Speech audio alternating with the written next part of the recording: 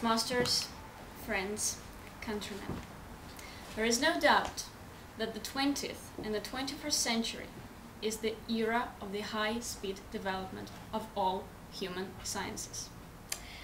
The world of today is aimed at exploration, innovation, scientific applications, production, and use. And in this highly competitive environment, the former Soviet Union and the current Russian Federation has always proclaimed itself as a pioneer in many, many sciences and technologies. And I bet we had a good reason to say so, to declare this position. The two superpowers of the 20th century, the USSR and the USA, United States of America.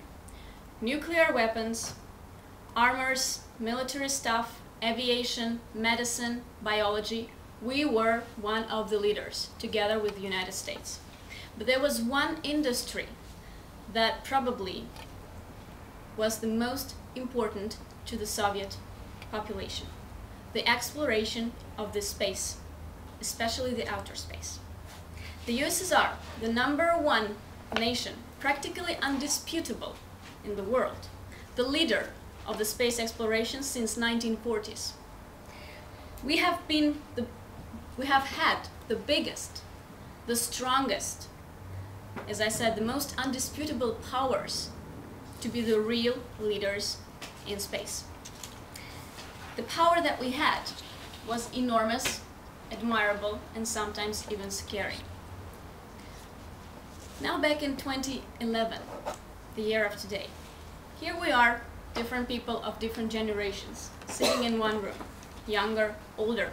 But what we have in common, all of us here, is that we have all been raised according to the ideals of the strength and power of the huge Soviet nation. We still believe. So where we are now, where is our strength in space development? Are we lost in space? And if so, how painful and how bitter is this taste of failure and fall down from the very top of the mountain? When I was preparing this project, I made a short research and I asked about 20% of members sitting in this room, asked them several questions to uncover their feelings and attitudes towards the situation that we have in the Russian space industry today. And the answers that I got, unfortunately, met my expectations. So we now feel and we now believe that Russian Federation is still creeping and struggling, but with almost no success. Moreover, we believe that all the endeavors and initiatives related to the space industry, such as, for example, GLONASS, are just the ways of some hidden activities to steal the money of the taxpayers and spend it on some governmental fishy purposes. The good thing, probably, from this survey was that half of the people that answered my questions said that there is still life in the old dog yet, and probably will be a success. Now, what do you think the situation is really like? Do we really feel and believe that it is as bad as I've just described? To understand the situation, let's please travel back a little bit, 60 years back from today, to see what we have achieved during the 60 years of space exploration and development. You have probably not known that the first rocket space missiles were made in Soviet Union. R1 dated 1948, R5 1953, just right after the Second World War. 1957, the first artificial satellite to be placed on the orbit, the real victory of the Soviet nation. Everybody remembers that. We almost don't. 1959, I bet you've never heard about the Russian space satellite station called Luna 3. That was the first station that got round the moon and took the first black and white pictures of the dark side. That was a victory too. Finally, 2011, the year of the 50 years anniversary, you probably remember. Yuri Gagarin's flight on the Vostok spaceship 50 years ago. Probably one of the most important steps in the humanity. It is. I can name a lot. Mir, Salyut, Buran Energia, International Space Station, Kaspar-Sarsat satellite system, GLONASS satellite system. We did dominate the space world. The Soviet nation was on the top. What was our strength, and where are we now in the 21st century? We may say, maybe by the end of the 20th century we made a lot of mistakes in the space industry. Probably we did. But the road to success is always under construction. You may never think that Soviet government, Soviet scientists and researchers made no mistakes ever. I bet they did a lot. And what made us really number one? What was the secret of our success to be on the top? I guess was a bunch of factors.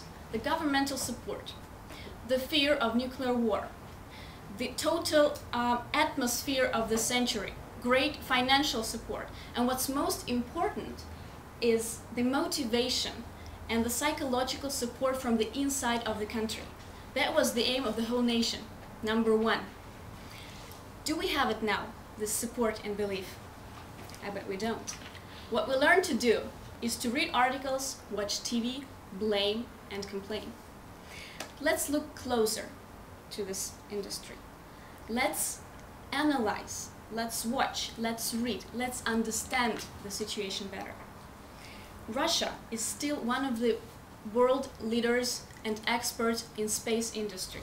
We still have a lot of spaceship that we launch. We still have plenty of interesting and developing endeavors and initiatives that are under construction and under development right now. You have probably heard about GLONASS, and you might have your own opinion about this constellation of satellites. And I guess many of you would say, okay, this is a new initiative, a new endeavor. Probably none of you know that GLONASS is as old as I am, and I'm 29. The first satellite was launched in 1982, so it has a long story. Now it's getting gradually more and more successful, and it's under development, and today, together with GPS, they form a part of a GNSS project, which is very important for the whole world: navigation, monitoring, analyzing and reporting. I call you not to judge based on some facts from the media without analyzing and going deep into the situation you are discussing. This is an important point. You've probably never heard about a Kaspar-Sarsat satellite system. This is a search and rescue project that was started long ago, about 20 years ago, in which Russia plays a crucial and integral part. It constantly updates the whole system. The system, with the help of the Kaspar-Sarsat system, we already saved more than 20,000 people all over the world. I bet you didn't know that.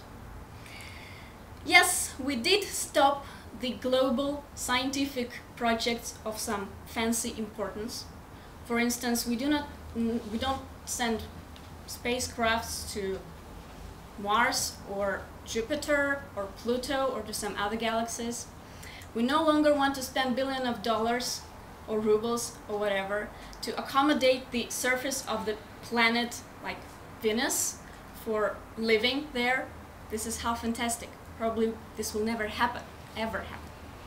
The most interesting thing that the United States of America are also gradually stopping these initiatives, because this world, it requires the attention to the customers, not to some fantastic nations and planets. I will not speak for the future because I don't know what will happen tomorrow or in 2 years. I'm not a prophet, but I would like to draw your attention to the title of my project. Last century, there were two superpower nations. USSR was the first in the area of space exploration. Now, we are number 2. Think it over. Number 2, just one little step from the top. We are number 2. We try harder. This is a famous slogan from our rental company, international worldwide, named Avis. They are number 2. They are very close to number 1, which is Hertz. They do not hide that they are number 2. They do not complain. They do not weep. They face the fact and they work hard. So I suggest us, Russians, stop complaining and consider the fact that we are still the second. And what we need is to work harder, try harder, and never bend our hands. Thanks.